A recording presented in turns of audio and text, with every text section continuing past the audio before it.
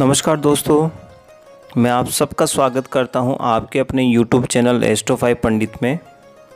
दोस्तों, आप सब कैसे हैं? मैं भगवान से यही प्रार्थना करता हूं आप और आपका परिवार स्वस्थ रहे, खुश रहे, आबाद रहे। पितृदोष के ऊपर हमारे कई वीडियो है जिसमें पितृदोष के कारण, लक्षण, उपाय बताए गए हैं। साथ ही पितृबंधन क्या होता है, उसके निवारण के उपाय व पितरों को खुश करने के रामबाण उपाय भी वीडियो में बतलाए हुए हैं। उन सब का लिंक हमारे इस वीडियो के डिस्क्रिप्शन बॉक्स में आपको मिल जाएगा। आप वहां से हमारे सारे वीडियो देख सकते हैं। आज के वीडियो में हम जानेंगे पितृ कितने प्रकार के होते हैं। इसमें मुख्यतः पितृ दो प्रकार के होते हैं। सामान्यतः पहले प्रकार के पितृ सभी के घर में पाए जाते हैं। उसमें हमारे 7 पीढ़ी तक के पूर्वज आते हैं जिनका हम पितृ पक्ष में श्राद्ध आदि निकालते हैं। वर्तमान समय में हम 2 पीढ़ी तक के ज्ञात पितरों का ही श्राद्ध उनकी मृत्यु तिथि को पितृ पक्ष में निकालते हैं।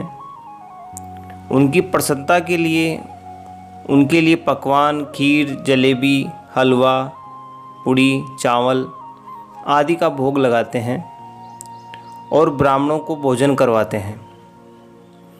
पितृपक्ष में जो भोजन, वस्त्र दान, दक्षिणा आदि कार्य किए जाते हैं वह पूर्णिमा तिथि से लेकर अमावस्या तक हमारे पूर्वजों की मृत्यु तिथि को किए जाते हैं।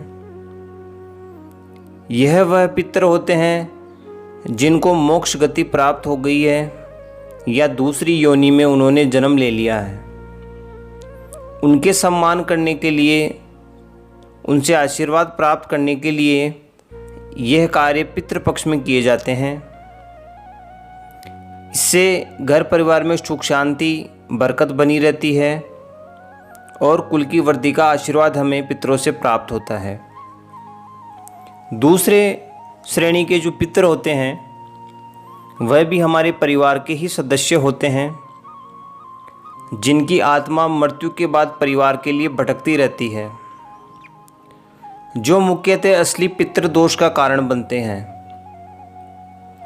ऐसे वाले पितरों के लिए आप पितृपक्ष में श्राद्ध, भोजन, तर्पण करें, परंतु ये पितर उससे संतुष्ट नहीं होते।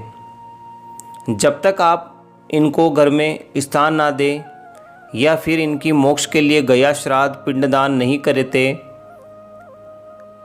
तब तक ये आपको परेशान करते हैं।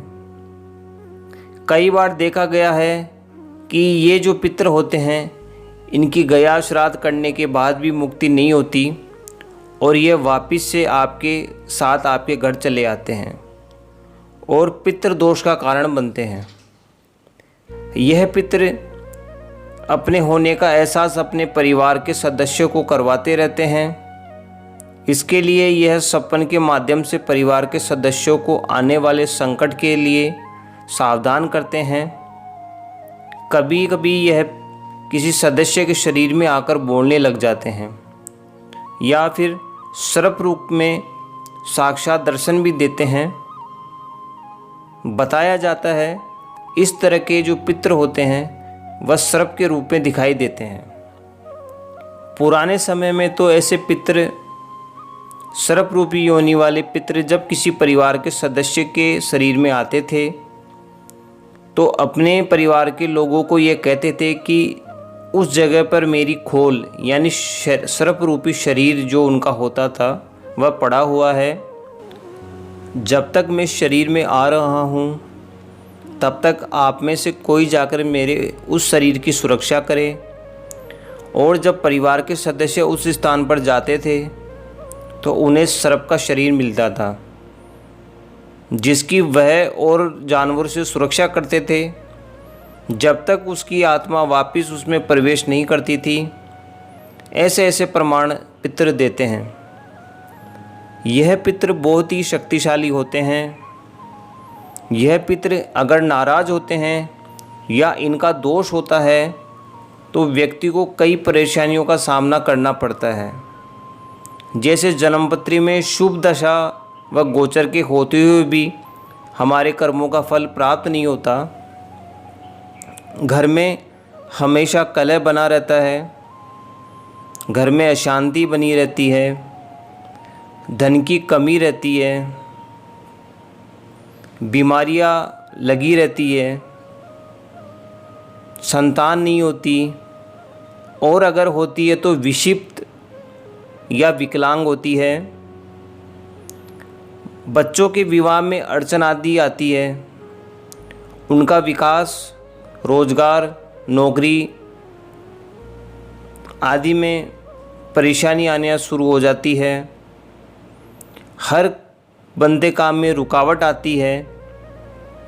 अतः जब भी इस प्रकार की समस्या बार बार आती है, वह कोई कारण नज़र न आता हो, तो इस पितृदोष की शांति किसी योग्य जानकार व्यक्ति से करवानी चाहिए।